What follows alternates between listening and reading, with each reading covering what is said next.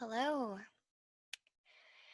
If you're just now joining us, just take a second to sit down and get comfy.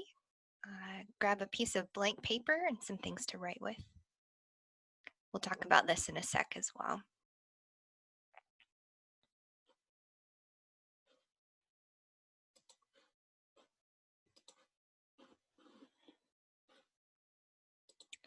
Let me switch to my video screen.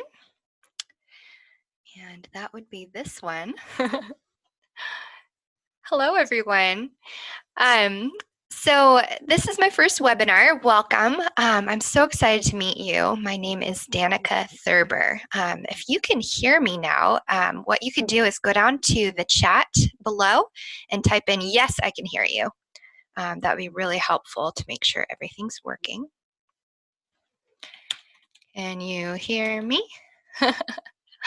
Awesome. Thank you, Emily.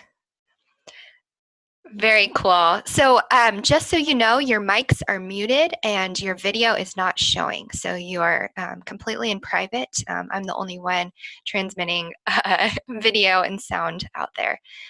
So feel free to do what you need to do. If you're still in pajamas, no shame. I would be too if I wasn't hosting right now.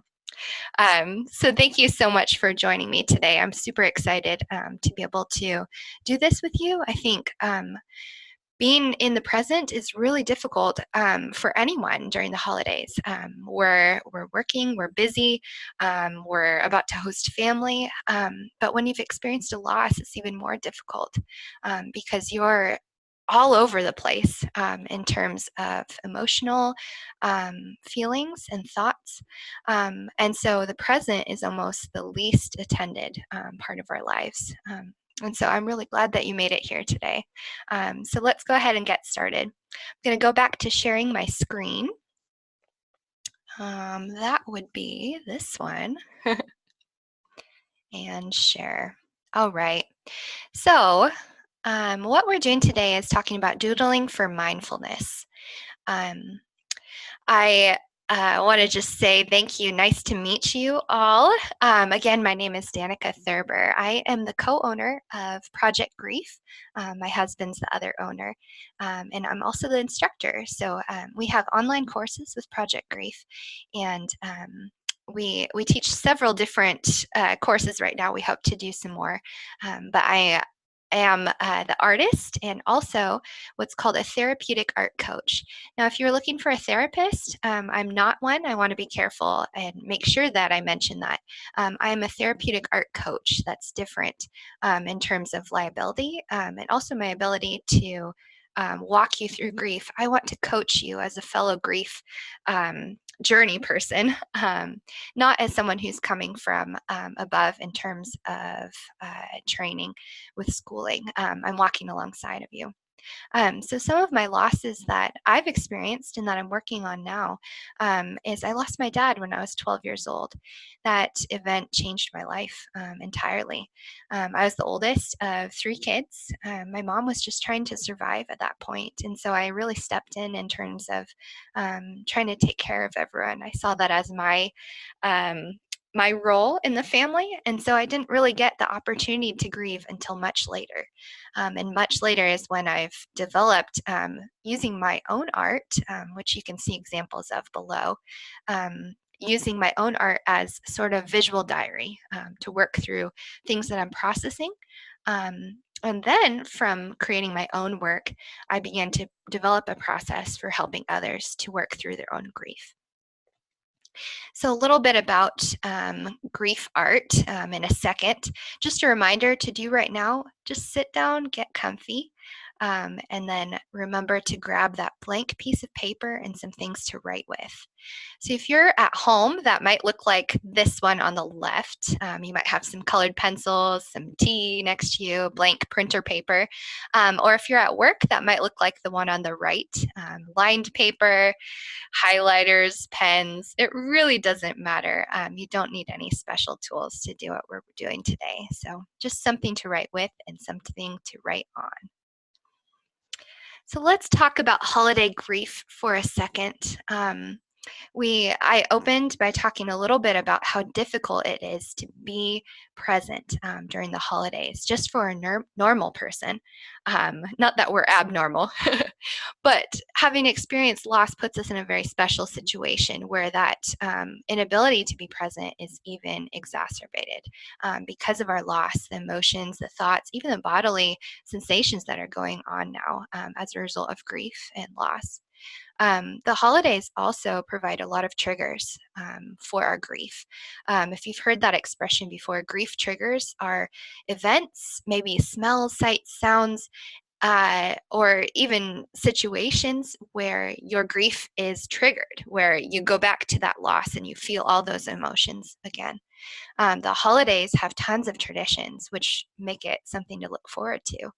But when you've gone through a loss, those traditions sometimes only serve to emphasize the fact that that person isn't there. So holiday grief is a big thing, whether it's your first year after experiencing loss or it's many years after that. And I want you to begin today by giving yourself permission to be where you're at. Mindfulness is all about just being there in the present, letting thoughts and emotions come to you and then go away. And so that begins by giving yourself permission to be where you are today. A little bit about grief and art. If you're nervous about doing art, I just want to assure you that no skill is required to do what we're doing today. I am an artist, a fine artist, and the thing about fine art is that it's about the quality of the final product. Whereas grief art, which is what we're doing today, is all about the process. And if what turns out to be, if your art turns out to be ugly, that's okay because grief is ugly, isn't it? So you've just done your job as a grief artist. Research confirms more and more the connection between grief and art. I read one study just the other day when I was preparing for this webinar that only 45 minutes of art creating, not even directive, not with a directive like, oh, you should draw a house or oh, you should draw how you feel. Just creating art in general, 45 minutes reduces stress significantly regardless of skill level. I thought that was a really encouraging research finding to bring to you. Our goal today is not to get our minds off of grief, which is often what we do when we're coping, but our goal is to give ourselves a constructive way to work through it.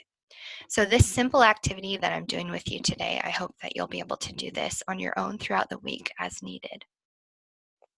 So what is mindfulness? According to Wikipedia, the all-knowing, mindfulness is the psychological process of purposely bringing one's attention to experiences occurring in the present moment without judgment. So it's tuning our thoughts into what's happening around us in the present specifically, and then not judging those things. So that might be noticing the thoughts going through your head, even if it's not thoughts about the present. We're not attaching judgment to that. We're noticing that those thoughts went through our head, and then we're saying, okay, I felt that thought, goodbye, moving right through them. Another term you might be familiar with is awareness. And I do like to use the word awareness more because I think it better speaks to what we're doing. We are tuning into the 5 senses today using a doodling activity. By the end, I hope that you'll have a little bit more sense of being a whole connected person instead of fragmented between thoughts and feelings and bodily sensations. I hope that you'll feel more calm. And our main goal today is to become more present to the moment, what's happening right now around us. So a quick check-in for you guys. Where are you at right now? We'll do this for a second. If you can think on a scale of 1 to 5, where are you at? 1 is disconnected, anxious, dwelling on thoughts, not present. 5 is connected, at peace, feeling content, and present in the moment. If you feel comfortable, you can type your number into the chat. If you don't feel comfortable, that's totally fine. Just keep that number in mind for yourself.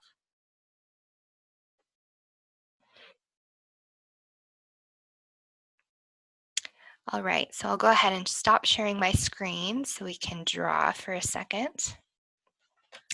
So what we're going to do today is get your blank piece of paper. I'm using a lined piece of paper to show that you don't need anything special.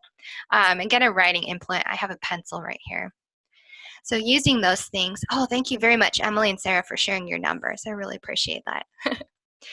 So with me, you can go ahead and start drawing. We're going to draw a jar. So you might have seen this jar in the promo for the webinar. We're going to draw our own. So begin by drawing two parallel lines that take up most of the page. And then connecting the bottom with a slight smiley face, just like that.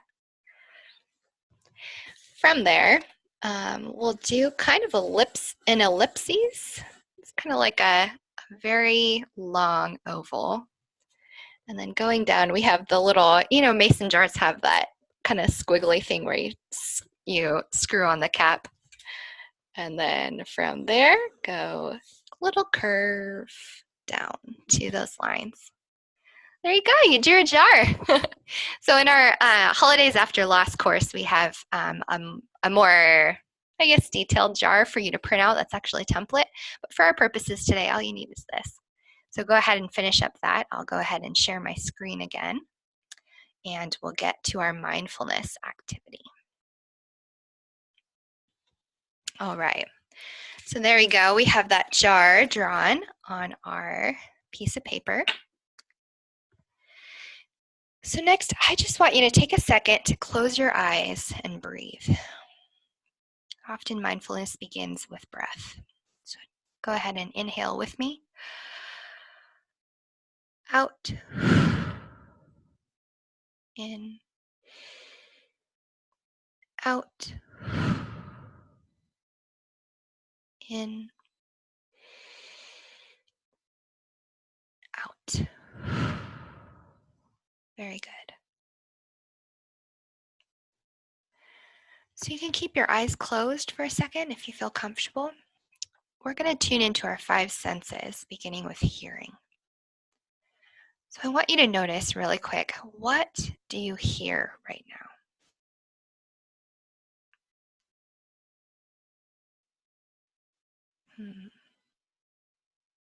I hear a little bit of cars going by outside over here.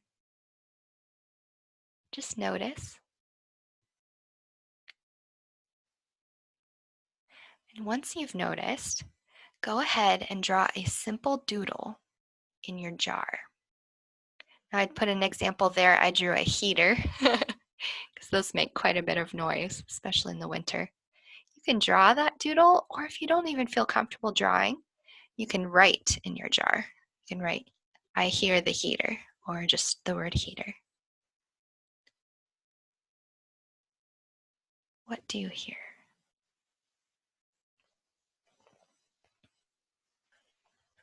All right, let's move to the next sense. What do you smell right now? I know that's kind of a funny question, especially depending on where you're at. When we talked about the definition of mindfulness, we noticed that the definition includes noticing things without judgment. So this smell might have a positive or a negative connotation to you. It might be, oh, sheesh, I can smell the laundry right now. Like, it's getting kind of bad. It could be positive, like a candle. I have one next to me as well. So notice, what do you smell? After you've done that, draw a simple doodle or write in your jar.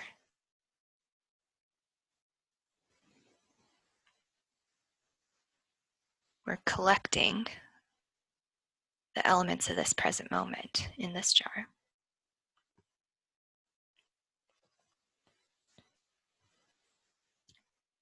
All right, next. What do you taste right now? This is also kind of a funny question depending on where you're at or what you're doing. You don't have to have a snack next to you to be able to taste right now. There's, your mouth kind of holds in those tastes a little bit. You might be tasting your freshly brushed teeth. I'll be honest, that's not me. I taste my coffee from this morning.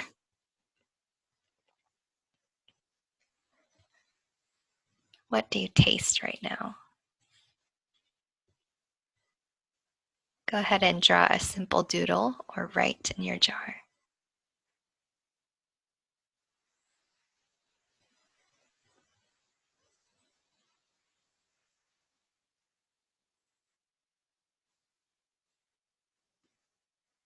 Give you a minute to finish up any other doodles you needed. If you're done, go ahead and just breathe.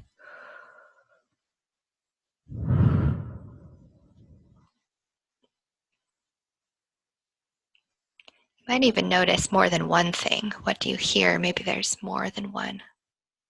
What do you smell? More than one thing. What do you taste?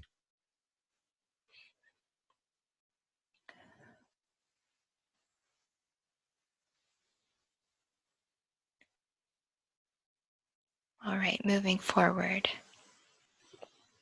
What do you touch right now? So if you had an opportunity earlier to go grab, like a blanket or something, you might be feeling that fuzzy blanket on your lap right now. Maybe you feel the arms of your armchair. I personally feel my heavy Christmas sweater that I'm wearing, kind of the knit of it against my skin. I sit at a yoga ball for my desk, so I feel that underneath me. I can feel kind of the ridges. What do you feel? What do you touch right now? Maybe you have your pet beside you. Draw a simple doodle or write in your jar.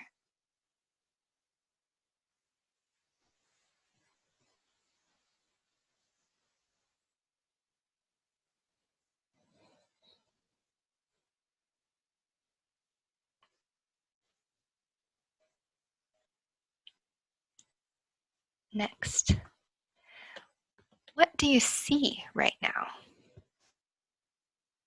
We had begun with our eyes closed because I think sight is kind of our go-to sense.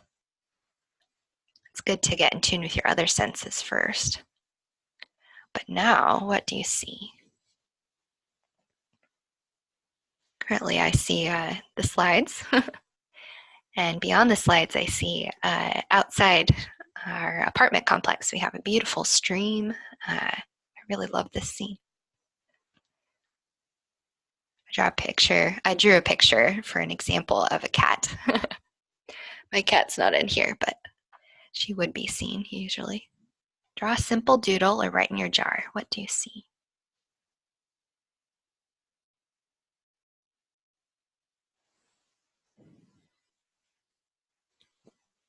If you're done, just breathe.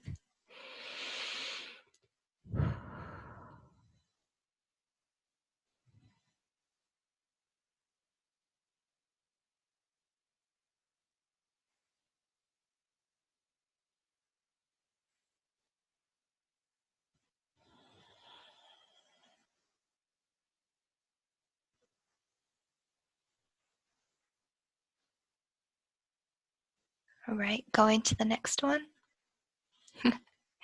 Take a minute to finish your doodles. So if you felt kind of rushed through that activity, that's okay. You can notice that. If you felt kind of restless too, notice that. If you're done, simply close your eyes and breathe. We'll take 1 minute here.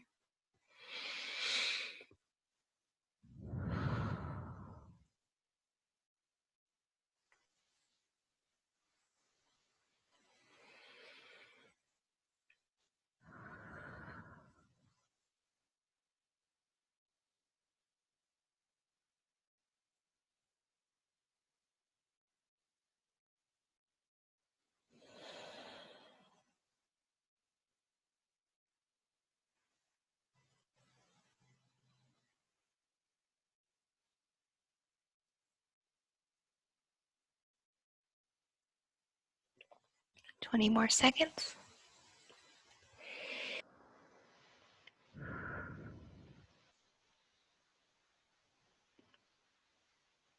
Feel the stress in your body, wherever you feel that. Breathe into it. And let it go.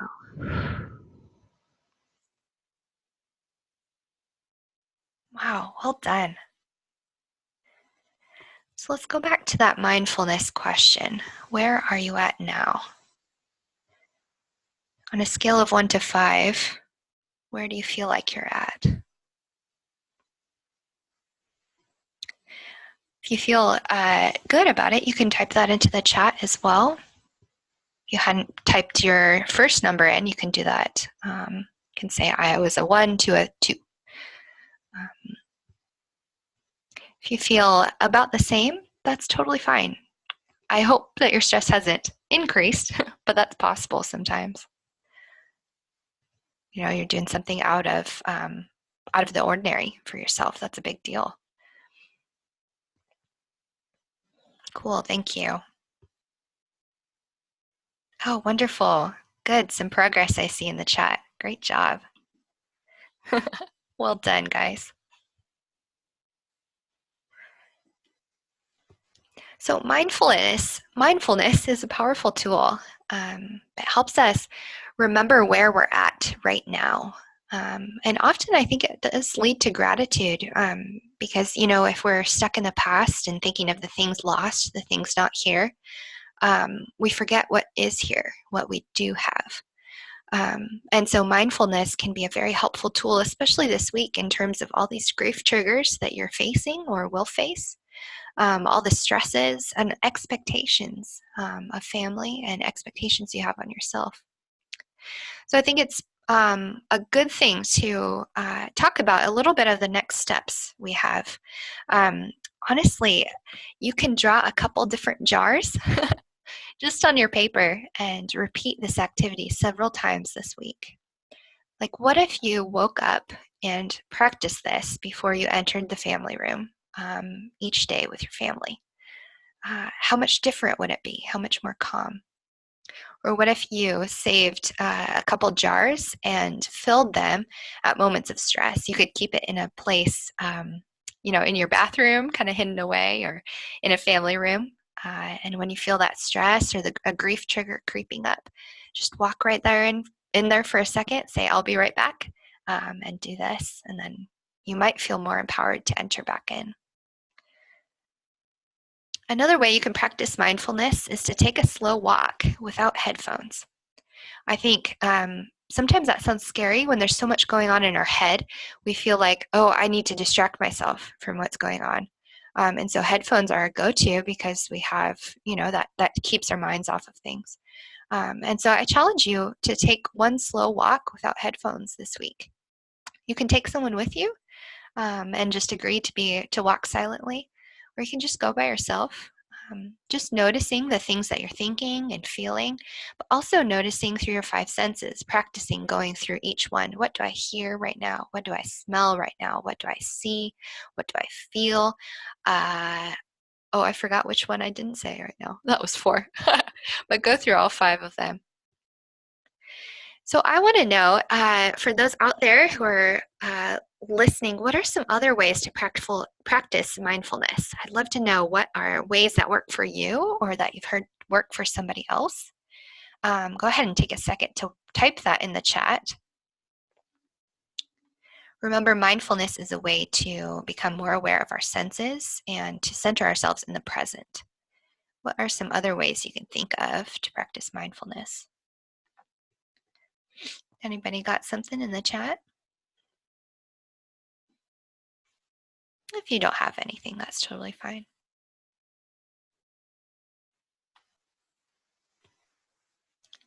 While you're thinking, we'll just go ahead.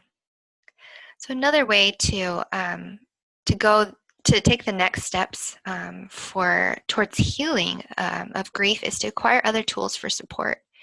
Now I know there's a lot of tools out there. There's so many virtual ones, so many other ones in your community. But I just wanted to briefly go over the things that I have to offer. Really quick though, I'll read what came through in the chat. Ways to practice mindfulness. Emily T says, I try to spend time meditating in front of the Christmas tree each morning. That's so cool. I love the idea of doing that in front of the tree so you have a visual to center you. Sarah C says Christian meditation. That's awesome. I do that a lot as well. Amber Lee says, I've been using washing my hands to help me pay attention to the five senses. That is a really cool thing because I could see touch being a really cool way to just empty your mind. That's really symbolic as well. Emily T also writes, I try to journal regularly, especially during times like the holidays. And Sarah agrees, she journals too. I think that's such a wonderful idea. Thank you very much for sending those. If you have more, I'd love to hear them. I'll put my email on the last slide as well. So some tools for support that we have with Project Grief is our online courses. So these are virtual experiences that you can take self-paced. It's just the equivalent of taking up a self-help book, except it's a different format. We have video, PDF templates that you can print off and work off of, and other projects like this. So Project Grief is our master course. It's 10 lessons that are really supporting long-term growth and grief recovery. So these 10 projects are a higher skill level and deeper thinking, but very, very supportive in terms of really recovering from grief over the course of time. Our Holidays After Loss course is going right now, actually, and you're still able to join at any time. That's smaller projects that are more family friendly, and they're geared towards giving you coping skills, healthy coping skills for facing the holidays after loss. And Grief Art 101 is a free mini course where you can try these things out for yourself. You can also start small and following me on projectgrief.org on Facebook or Project Grief Art on Instagram. I try to post helpful things and share the helpful things that I see on the internet. So you can constantly be filling yourself with good ideas in terms of healthy coping. And I just want to add too that anyone can become a grief artist. We talked about grief art as process oriented, not product oriented. And so each course that I teach is geared on the idea that anyone can become a grief artist. Online courses are helpful because they offer grief support at any time and anywhere, and they're also low cost. So if you're looking for New Year's goals for the new year, I do challenge you to check out projectgrief.org. And if that's not right for you, I'd be happy to help direct you to the resources you need. We also have a special offer where we're able to give the gift of healing, so giving access to a course. And I'll be sending some follow-up on that, but everything's available on projectgrief.org. So thank you so much. You did it. You did mindfulness. But the thing is, mindfulness is not something you just do in 1 second. It's something you practice. And so I want to encourage you. Oh, sorry about that. I want to encourage you to continue to practice mindfulness, continue to seek out the resources you need to find victory in the new year, not just in the holidays, but in the new year. Loss is something that hits us and affects every part of us. And so what I teach is that because grief takes us beyond words, we also must go beyond words to heal. So I'll close this with a closing wish for you. May you find that the holiday season is less stressful than you expected, that creatively working through your grief works better than avoiding it, and that sadness and joy can go hand in hand, making your holidays even more meaningful. So I'm thinking of you, and I sincerely appreciate your time together today. If you have any questions or things or ideas or things you ran up into that you'd like to talk through, my email is here, support@projectgrief.org. So I'd love to hear from you. Thank you so much for joining me. You did it. I wish you the best as Christmas comes and the new year as well. I hope to see you again. Thanks, everyone. Goodbye. Merry Christmas.